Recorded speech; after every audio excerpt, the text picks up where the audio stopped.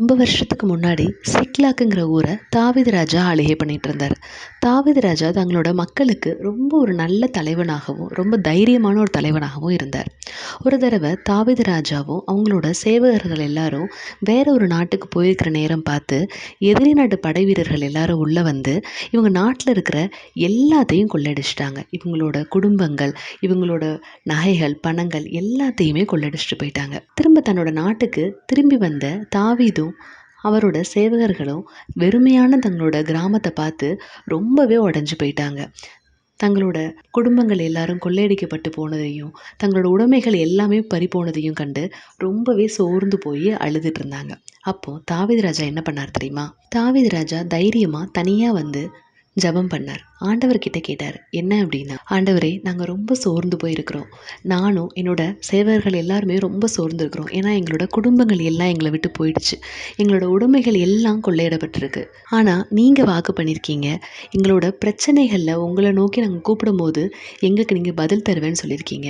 ஆமாம், எரேமியா 33:3 சொல்லப்படி, என்னை நோக்கி கூப்பிடு, அப்பொழுது நான் உனக்கு உத்தரவு கொடுத்து நீ அறியாததும் உனக்கு எட்டாததுமான பெரிய காரியங்களை உனக்கு அறிவிப்பேன். இந்த வசனத்தின்படி தாவீது ஜெபிக்கிறாங்க.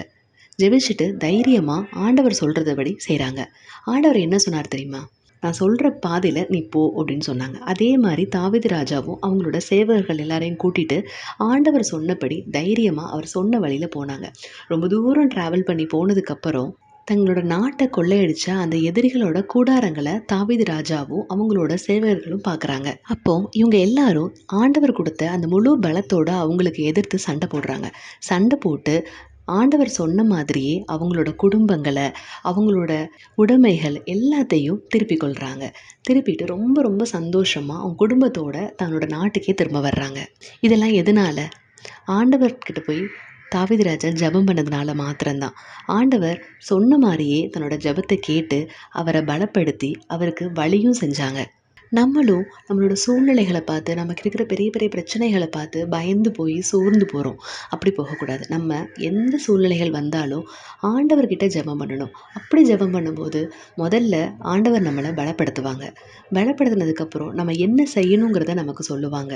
ஆமாம், நம்ம இந்த வசனத்தில் பார்த்தபடியே நம்ம ஆபத்து காலத்தில் நம்ம ஆண்டவரை நோக்கி கூப்பிடும்போது ஆண்டவர் அதுக்கு நம்ம நினச்சி கூட பார்க்காத ஒரு அதிசயமான காரியங்களை நமக்கு செய்வாங்க. Praise the Lord.